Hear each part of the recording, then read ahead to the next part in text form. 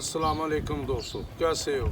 उम्मीद करने ठीक होवोगे। अज असी गल करांगे कि जिहड़ा कि रानी खेत दे बारे च। रानी खेत है की है, क्यों आउंदी है परिंदियां नूं, और किहड़ा परिंदा बर्दाश्त कर सकदा और किहड़ा परिंदा एक्सपायर हो जांदा।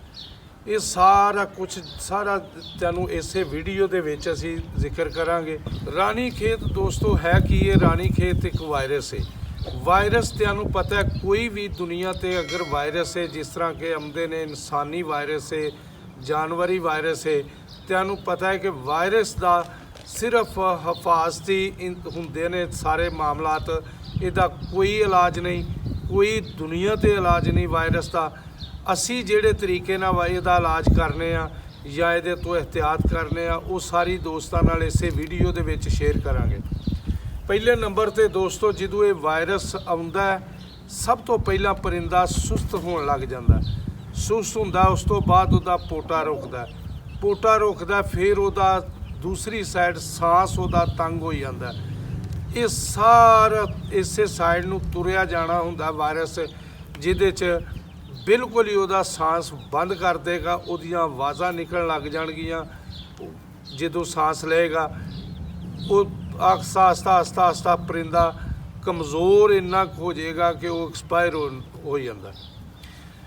पर उही परिंदा बर्दाश्त करता है इस वायरस नूं जिहदी कुव्वत मदाफत बहुत ज़्यादा है, जिन्हों तुसी पहला ही अच्छी खुराक और अच्छी नशो नुमा जिस परिंदे की हुई होए, वो परिंदा इस वायरस का मुकाबला कर जाता है।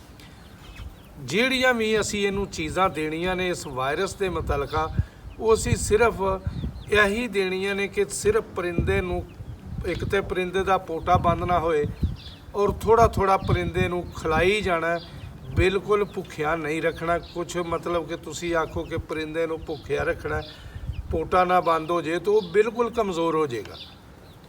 जो बिल्कुल कमज़ोर हो जाएगा तो परिंदा तो एक्सपायर होएगा।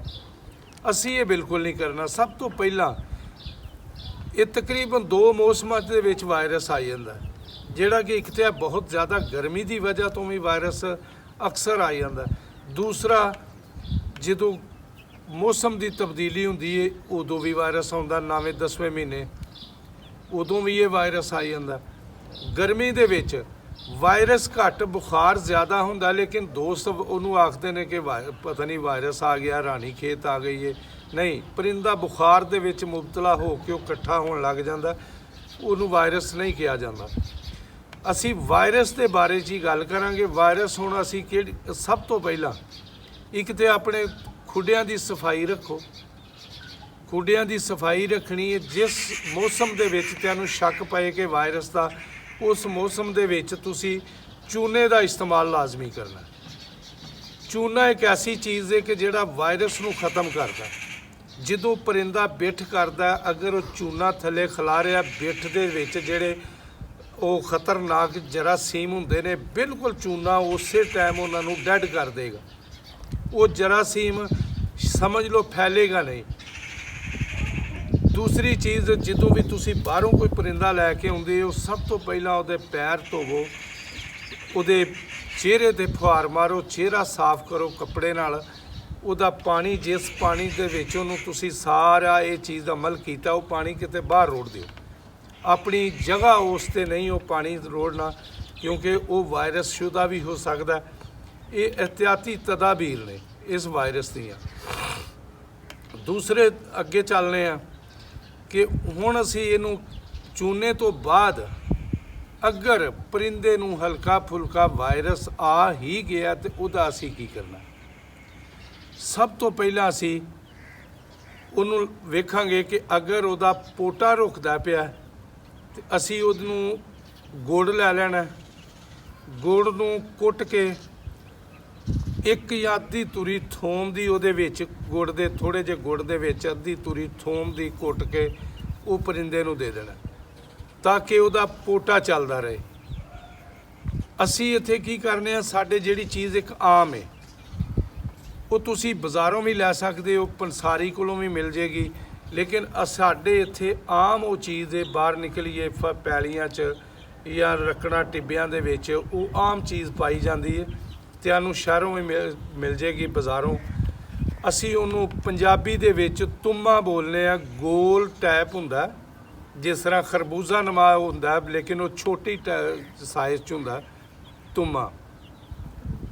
ਉਹਨੂੰ ਉੱਤੋਂ ਛਿੱਲ ਕੇ ਉਹਦੀ ਥੋੜ੍ਹੀ ਜਿਹੀ ਗੁਲੀ ਲੈ ਲੈਂਦੇ ਆ, ਉਹ ਪਰਿੰਦੇ ਨੂੰ ਖਿਲਾ ਦਈਦੀ ਹੈ।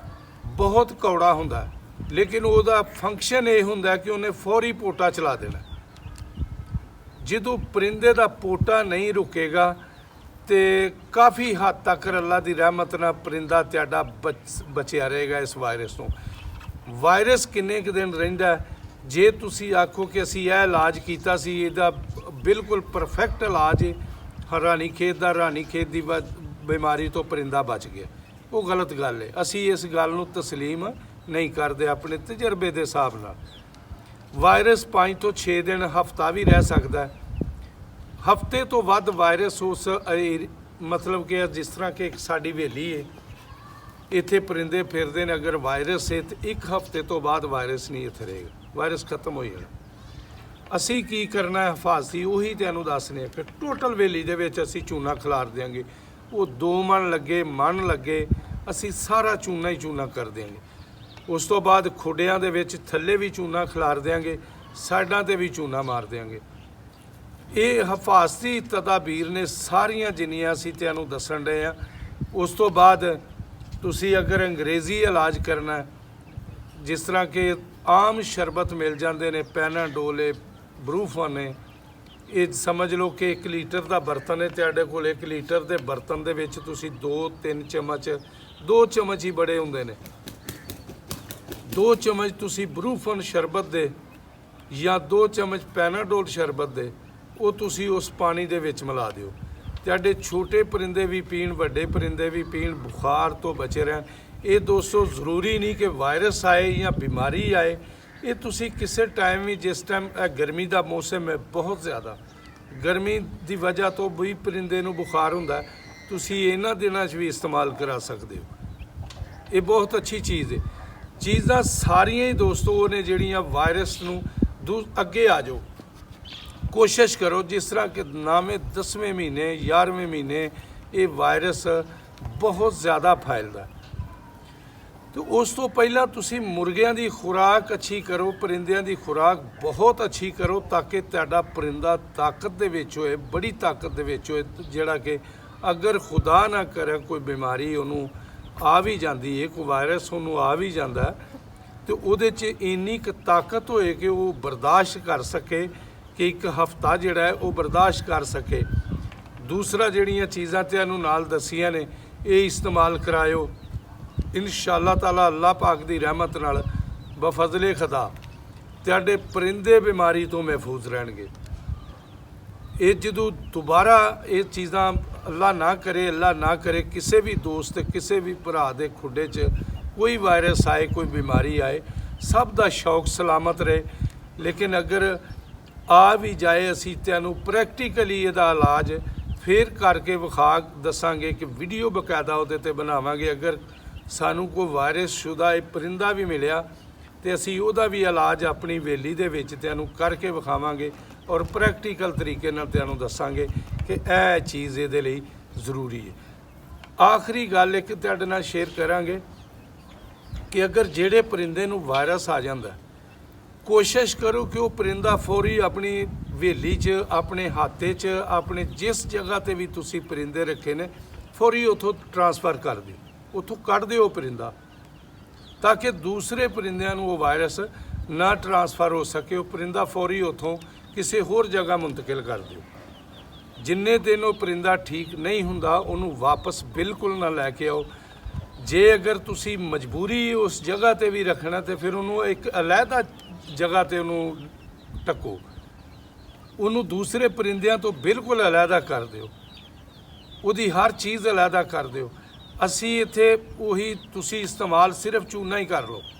2-3 ਚੀਜ਼ਾਂ ਨੇ ਅਸੀਂ, ਮਸਲਨ ਕਿ ਇੱਕ ਜਿਹੜੀ ਕਿ ਹੈ ਗੋਬਰ ਸ਼ੋਬਰ ਦੀ ਸਾਹ ਵਗੈਰਾ ਬਣਦੀ ਹੈ, ਅਸੀਂ ਉਹ ਵੀ ਪਰਿੰਦੇ ਦੇ ਥੱਲੇ ਪਾ ਦਿੱਤੀ ਹੈ, ਕਿ ਤਾਂ ਕਿ ਬਿੱਠ ਕਰੇ ਔਰ ਫੌਰੀ ਉਹਦੇ 'ਚ ਜਜ਼ਬ ਹੋ ਜੇ, ਜਰਾਸੀਮ ਨਾ ਫੈਲ ਸਕਣ। ਲੇਕਿਨ ਤੁਹਾਡੇ ਲਈ ਇਹ ਕੁਝ ਦੋਸਤਾਂ ਲਈ ਮੁਸ਼ਕਲ ਹੁੰਦੀ ਹੈ। ਉਹ ਬਿਹਤਰ ਤਰੀਕਾ ਇਹ ਵੇ ਕਿ ਤੁਸੀਂ ਚੂਨਾ ਇਸਤੇਮਾਲ ਕਰੋ ਉਹਨਾਂ ਦਿਨਾਂ ਦੇ ਵਿੱਚ ਜਿੰਨਾ ਵੀ ਹੋ ਸਕਦਾ। ਜਿਸ ਪਰਿੰਦੇ ਨੂੰ ਵਾਇਰਸ ਹੈ ਉਹਦੇ ਥੱਲੇ ਵੀ ਚੂਨਾ ਤੁਸੀਂ ਕਮ ਦਾ ਕਮ 2-2 2.5 ਸੂਤਰ ਉਹਦੇ ਥੱਲੇ ਖੁੱਡੇ ਦੇ ਚੂਨਾ ਪਾ ਦਿਓ, ਤਾਂ ਕਿ ਜਿਹੜੀ ਬਿੱਠ ਕਰੇ ਉਹ ਫੌਰੀ ਚੂਨੇ ਦੇ ਵਿੱਚ ਜਜ਼ਬ ਹੋ ਜੇ, ਜਰਾਸੀਮ ਬਿਲਕੁਲ ਨਾ ਫੈਲ ਸਕੇ। ਬਾਕੀ ਦੋਸਤੋ ਵੀਡੀਓ ਪਸੰਦ ਆਏ ਲਾਈਕ ਸ਼ੇਅਰ ਜ਼ਰੂਰ ਕਰ ਦਿਆ ਕਰੋ, ਇਹ ਤੁਹਾਡੀ ਮੁਹੱਬਤ ਹੈ। ਬਾਕੀ ਇਹ ਵਾਇਰਸ ਦੇ ਬਾਰੇ 'ਚ ਕੋਈ ਵੀ ਤੁਹਾਨੂੰ ਗਾਈਡਲਾਈਨ ਮਿਲੇ ਕਿਸੇ ਜਗ੍ਹਾ ਤੋਂ ਵੀ ਤੁਹਾਨੂੰ ਕਿ ਬਹੁਤ ਵੱਡੀ ਬਿਮਾਰੀ ਹੈ, ਲੇਕਿਨ ਇਹ ਬਿਮਾਰੀ ਨਹੀਂ ਦੋਸਤੋ, ਇਹ ਵਾਇਰਸ ਹੈ। ਵਾਇਰਸ ਦਾ ਦੁਨੀਆ 'ਤੇ ਕੋਈ ਇਲਾਜ ਨਹੀਂ, ਵਾਇਰਸ ਸਿਰਫ ਇਹਤਿਆਤ ਹੈ, ਤੁਸੀਂ ਬਚਣਾ ਕਿਵੇਂ। ਬਾਕੀ ਇਹਦੇ ਨਾਲ ਹੀ ਇਜਾਜ਼ਤ ਚਾਹਾਂਗੇ। ਅੱਲਾ ਹਾਫਿਜ਼।